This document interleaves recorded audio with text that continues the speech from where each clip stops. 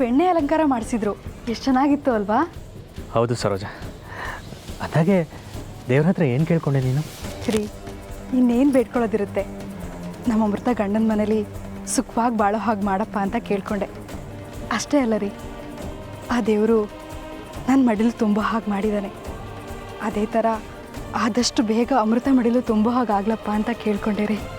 ನನ್ನ ಮನಸ್ಸಲ್ಲಿದ್ದಿದ್ದೆ ನೀನು ಕೇಳ್ಕೊಂಡಿದ್ಯಾ ನೋಡು ಸರೋಜ. ನೋಡು, ಆ ದೇವರು ನಮ್ಮ ಪಾಲ್ಗಿದ್ದಾನೆ ಕಣೆ. ನಮ್ಮ ಮನೆಗೆ ಎಲ್ಲದೂ ಒಳ್ಳೆಯದೇ ಮಾಡ್ತಾನೆ. ಬಾ ಹೊರಡೋಣ.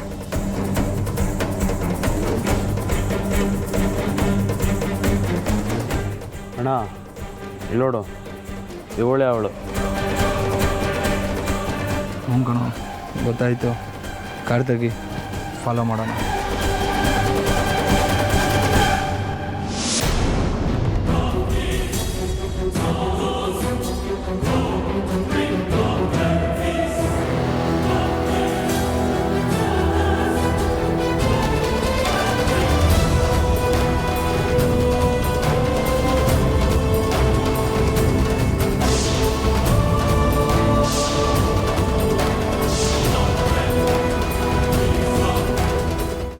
ಇದೇನೋ ಇದು, ಹೇಮಾ ನೋಡಿದ್ರೆ ಹಾಗೆ ಹೇಳ್ತಾಳೆ, ನೀವಿಬ್ಬರು ನೋಡಿದ್ರೆ ಈ ಬಳೆ ರಮೇಶನ ಪಕ್ಕ ಬಿದ್ದಿತ್ತು ಅಂತ ಹೇಳ್ತಾ ಇದ್ದೀರಾ.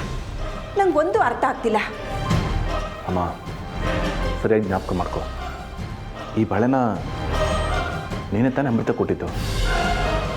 ಹೌದು ಕಣೋ, ಈ ಬಳೆನ ನಾನೇ ಅವಳು ಕೊಟ್ಟಿದ್ದು.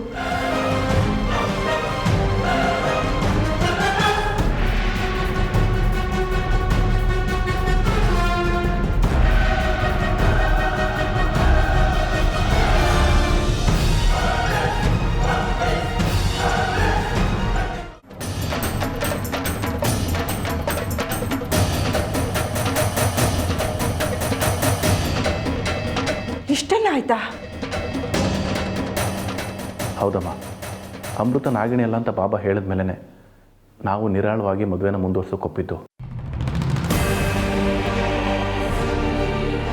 ಆದರೂ ಈ ಕೊಲೆನಲ್ಲಿ ಅಮೃತ ಕೈವಾಡ ಇದೆ ಅಂತ ನನಗನ್ನಿಸ್ತಾ ಇದೆ.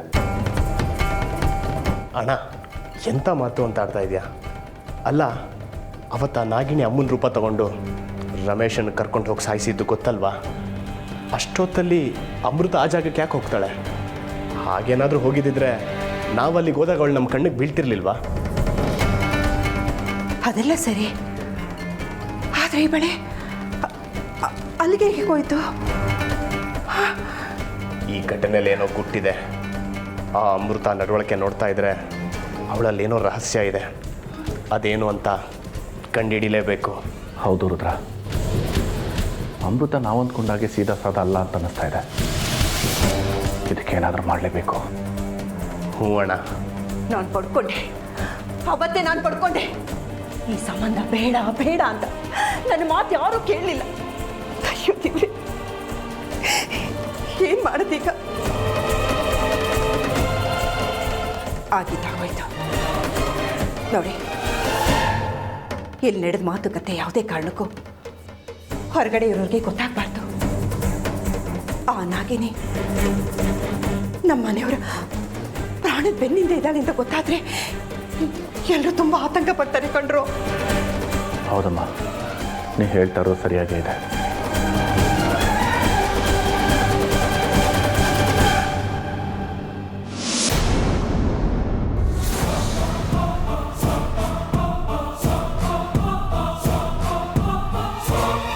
ಸರೋಜಾ, ನಿಂಗೆ ಗಂಡ್ಮಗು ಬೇಕು ಹೆಣ್ಮಗು ಬೇಕು?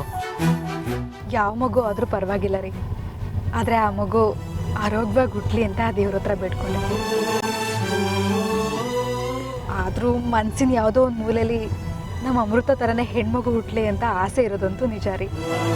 ಹೌದು ಸರೋಜ, ಬರೀ ಹೆಣ್ಮಗು ಅಲ್ಲ, ಅವಳ ಥರನೇ ಒಳ್ಳೆ ಗುಣ ಇರೋ ಹೆಣ್ಮಗು. ಆ ಮಗುಗೆ ನಾವು ಸುಧಾ ಅಂತ ಹೆಸರಿಡೋಣ. ಸುಧಾನು ಬೇಡ, ಏನು ಬೇಡ, ಅಮೃತ ಅಂತಾನೆ ಹೆಸರಿಡೋಣ. ಸರಿ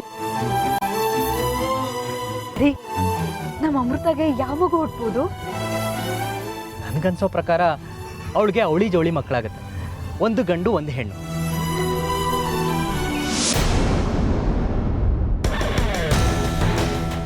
ಹೋಗೋ ಬೇಗ. ಹಾಂ, ರೀ ಆ ಮಕ್ಕಳಿಗೆ ನಾವು ಒಂದು ಒಳ್ಳೆ ಜೋಡಿ ಹೆಸರಿಡೋಣ. ಆ ಕೆಲಸ ನಾವು ಮಾಡೋಣ, ಏನಂತೀರಾ? ಖಂಡಿತ.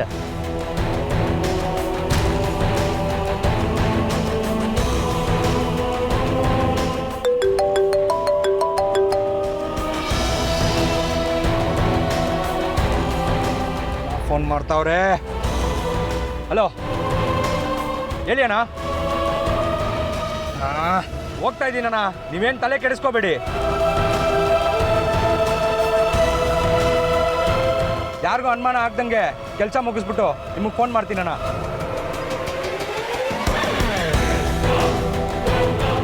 ಏಯ್ ಹೋಗೋ.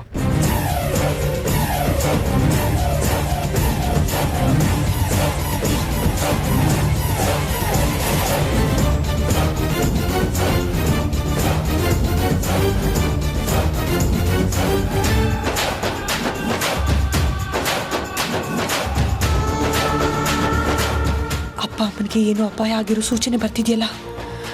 ಅಪ್ಪ ಅಮ್ಮ ತೊಂದರೆಯಲ್ಲಿದ್ದಾರೆ. ಹೀಗೇನು ಮಾಡಲಿ?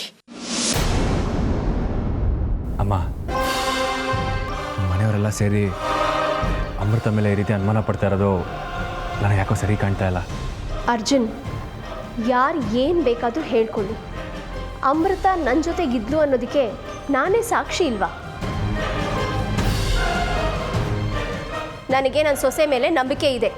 ಆದರೆ ಆ ನಂಬಿಕೆ ನಮಗಿಲ್ಲ. ಹೌದು,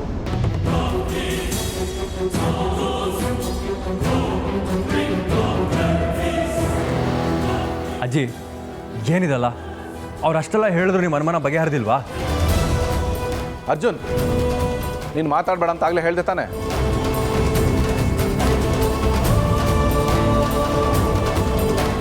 ಇಲ್ಲ, ನಮಗಿನ್ನ ಅನುಮಾನಗಳಿವೆ. ಅದು ಪರಿಹಾರ ಆಗಬೇಕು ಅಂದರೆ ಅಮೃತ ನಡಿ ನಮ್ಮ ಜೊತೆ. ಎಲ್ಲಿಗೆ? ಭೈರವ ಬಾಬಾ ಹತ್ರ.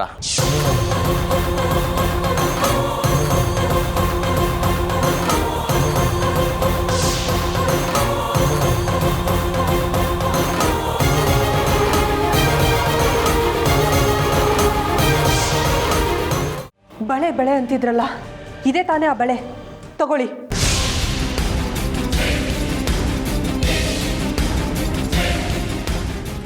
ಒಂದಂತೂ ನಿಜ ಅಮೃತ, ನಿನ್ನ ಮುಂದಿನ ಹಾದಿಯಲ್ಲಿ ತುಂಬಾ ಸಂಕಟಗಳನ್ನು ಎದುರಿಸಬೇಕಾಗುತ್ತೆ. ನೀನು ಮುಂದೆ ನಡೆಯುವ ಹಾದಿ ಅತ್ಯಂತ ಕಠಿಣವಾಗಿರುತ್ತೆ ಅಮೃತ. ಇನ್ನು ಮುಂದೆ ನಿನ್ನ ಬದುಕಿನಲ್ಲಿ ಪ್ರತಿಯೊಂದು ಕ್ಷಣವೂ ಸತ್ತು ಸತ್ತು ಬೀಳುವ ಅನಿವಾರ್ಯತೆಗೆ ಸಿಗ್ತೀಯಾ? ಎಚ್ಚರ ಅಮೃತ, ಎಚ್ಚರ. ಆಚಾರ್ಯ, ಇದು ನಿಜವಾದ ಬಳೆ ತಾನೇ? ಇಲ್ಲ ತಾಯಿ, ಇದು ಡೂಪ್ಲಿಕೇಟ್ ಬಳೆ, ನಕಲಿ ಚಿನ್ನ.